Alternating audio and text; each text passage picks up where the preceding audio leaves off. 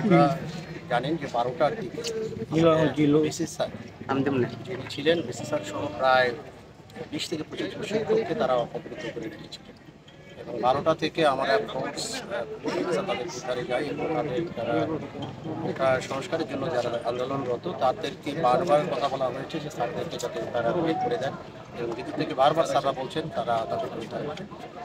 তো একটি পর্যায়ে আমরা তাদেরকে বারবার বলার পরেও তারা শুনতেছিলেন না এবং তারা আরও লোকজন বাড়িয়ে যখন স্যাররা ভিতর থেকে অত্যন্ত বেশিকে ফিল করছিলেন এবং তাদের মধ্য থেকেও আমাদের উপরে আক্রমণ করেন, সেই মুহূর্তে আমাদের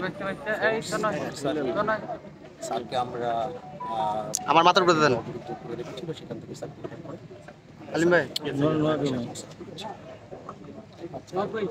কি অবস্থা, কতজন আহত হয়েছে, এখন কি অবস্থা?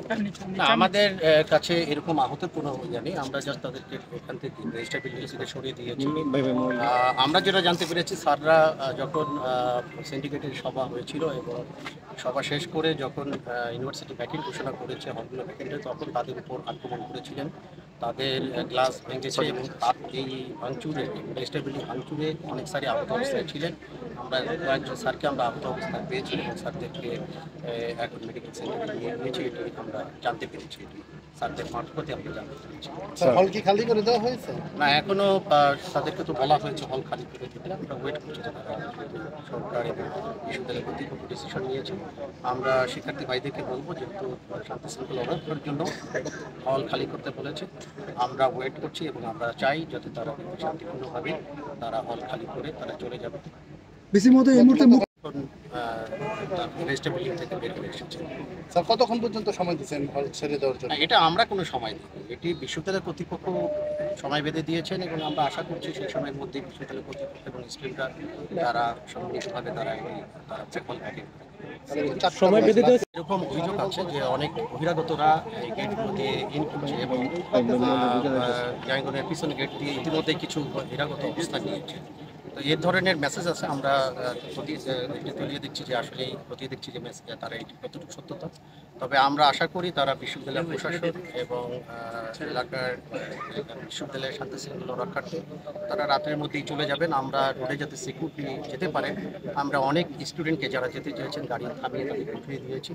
তারা যদি বিশেষ ব্যবস্থাপনা চায় আমরা গাড়ির টিকিটের ব্যবস্থা করে দিতে পারি, সেটি আমরা বিশ্ববিদ্যালয় প্রক্টর বা বিশ্ববিদ্যালয় কর্তৃপক্ষের সাথে কথা বলে এটি ব্যবস্থা করে দিতে পারি। এর বাইরে যারা আমাদের সাপোর্ট চাবেন আমরা যেটি অবস্থান করব, তাদেরকে আমরা সুন্দরভাবে ব্যবস্থা দেবো এবং আমরা সার্বিক তাদের যাতে সিকিউরলি তারা চলে যেতে পারে সেটি আমরা নিশ্চিত করব। তারা হয়তো রাত্রের মধ্যেই অনেকে চলে যাবেন, হয়তো সকালেও যেতে পারে, আমরা সেই তাদের যাতে সুন্দরভাবে চলে যেতে পারে এবং তারা যাতে সিকিউর থাকে সেটি আমরা নিশ্চিত করব।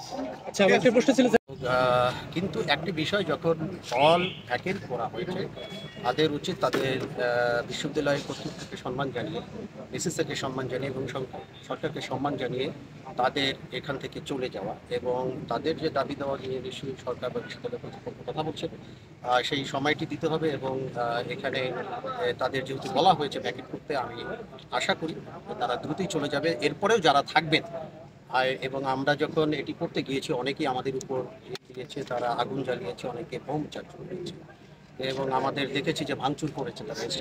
আমরা এটি বিশ্বাস করি এটা বিশ্ববিদ্যালয়ের শিক্ষকরা এটি কখনো করতে পারে না। বিশ্ববিদ্যালয়ের বাইরের অনেকেই আমাদের কাছে অভিযোগ আছে যে বিভিন্ন রাজনৈতিক তাদের পরিচয় আছে, যারা ইতিমধ্যেই ক্যাম্পাসে অবস্থান নিয়েছে বলে এবং তারা বিভিন্ন হলগুলোতে অবস্থান নিয়েছে। তো সেই ধরনের অভিযোগ যদি থাকে তাহলে আমরা অবশ্যই বিশ্ববিদ্যালয়ের আইনশৃঙ্খলা রক্ষার তাগিদে সেই যদি রাতের মধ্যে তারা না চলে যায়, সেক্ষেত্রে তো আমাদের অবশ্যই সেই আইনগত যে ব্যবস্থাপনাটি এবং বিশ্ববিদ্যালয় কর্তৃপক্ষের সাথে কথা বলে আইনশৃঙ্খলা রক্ষার্থে অবশ্যই আমাদের তাদেরকে এই বহিরাগতদের হল থেকে বের করে দিতে হবে।